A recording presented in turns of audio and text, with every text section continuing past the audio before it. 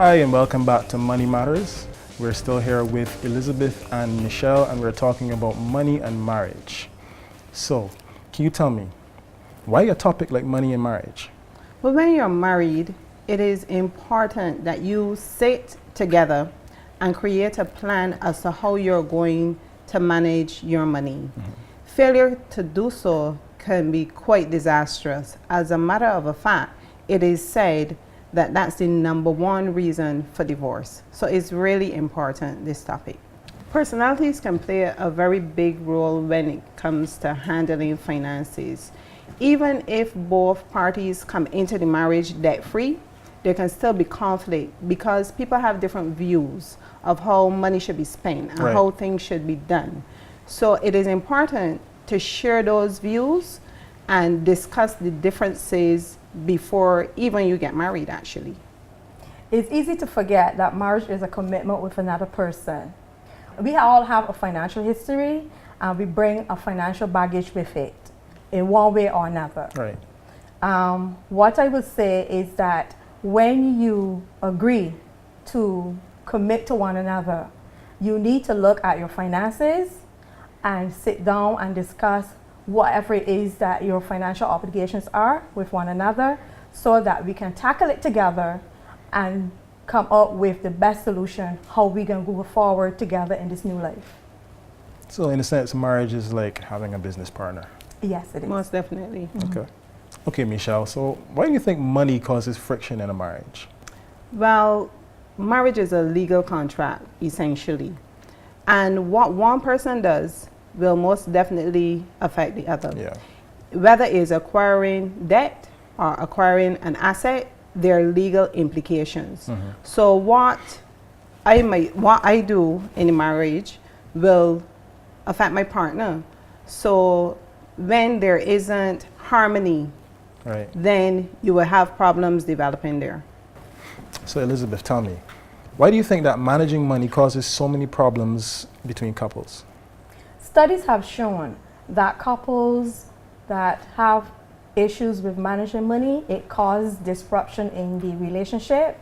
They also have to look at how best they can manage this money. If they don't, it ends up that they have explosive relationships and it leads to disharmony in the relationship and also possibly divorce. So do you think that spouses should really understand each other's ideas about finances and what finance means to each other? Most definitely. Because while money cannot buy happiness, it certainly will affect the quality of life and it will affect your plans. So it really is very important. So if your husband-to-be has a spending personality, but you have a saving or investing personality, you think there's going to be a clash then there's going to be a clash. And even the things that you might like as the husband and the wife might like, there might be differences. For instance, you might value experiences. So you might prefer to go to a nice restaurant and your wife might think that is wasting money, or normally vice versa. But you get my point. Yeah. You might have a situation where a person, they value brand names. You have a thing for Nike shoes, the other person doesn't, so they think it's wasting money. So it's these little things. It is amazing how little things like that can become big problems. You think that's something that should prevent people from getting married in the first place? I don't think that it should prevent them from getting married, but I think that discussion, communication about these things, you don't want to wait until after you're married to find these things out, because then it will build resentment. Yeah. So it really and truly is best to get to know the person that you're getting married to before, know their little quirks, know what they like, know what their dislikes are. And again, it's just a discussion. Yeah. Okay, Elizabeth, this one's for you. Okay, let's say I'm getting married and my wife and I want to plan for a family. What would be like the steps that we should undertake? Okay, if you have not discussed planning for a family, now is the time to do it. you don't want to enter into a marriage and then she doesn't want to have kids, or you don't want to have kids, or she wants to further her career. So now is the time to discuss this. Raising a family is a lifetime commitment. It's also very expensive and is very emotional. It costs approximately $200,000 to raise a child to 18 years old. Wow. So if you're thinking of having a family, it's best that you sit down and discuss it so that you know this is what you want to do and what the expense will be. Now, there are some questions that you should ask yourself. Do you have a support system in place? Are you willing to give up your job, or one of you all are willing to give up your job to stay home with the baby? Would you be planning for childcare, daycare, nursery?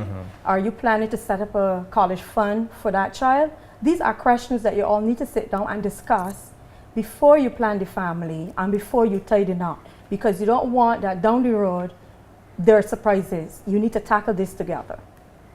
Yeah, and in a society where now you don't necessarily have people planning for families at all, you just people having children, then that's even more important that you at least begin to think about that kind of thing. And you know that tertiary education is very expensive now, so you have to plan before the baby is even born. Okay, so this question is for the both of you. What are some of the ways that a couple can manage their finances together? Well, there isn't any one set way to manage your finances together. People do different things. What is really important is that you do what works for you as a couple. Some people might decide to have separate bank accounts, or some might decide that they want to have a joint account. In terms of handling their expenses, some people would say, okay, I'm going to pay the mortgage while the other person buys food and pays the utilities and such like. What is really important though is that you talk about it and decide who's going to do what, and that you stick to that plan. Sticking to the plan is what is important.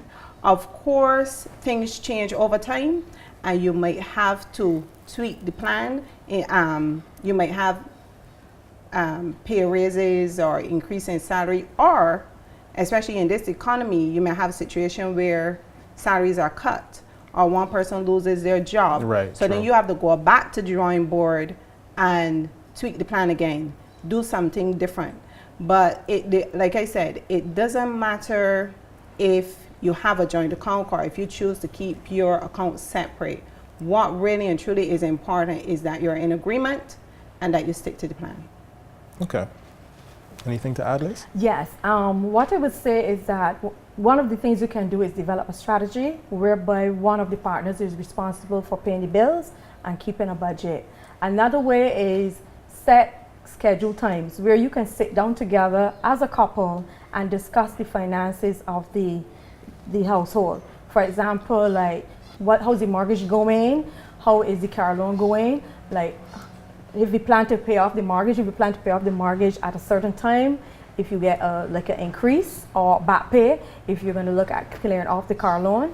Another way you can discuss the long-term goals, again, the mortgage.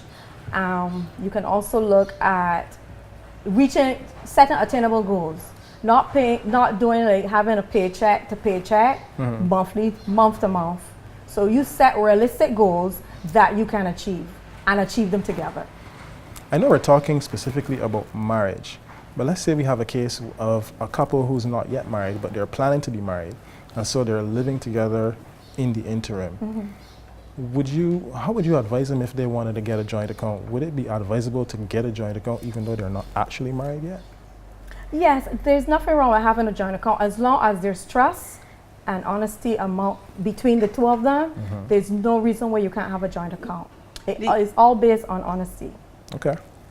And the thing about a joint account is you can set it up so that both of you have to come into the organization to transact business, at least to make a withdrawal. Okay. So that makes a huge difference and is something that you should consider.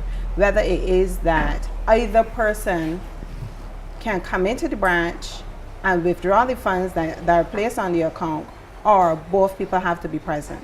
Okay. And we will explain that to you so you can have some level of comfort and you can make the decision whether you want the joint or account or the joint and account. Okay. So it's a way of security, in other words. Exactly. Okay, got you covered. We're going to take a short commercial break and pay some bills and be back with you on more Money Matters.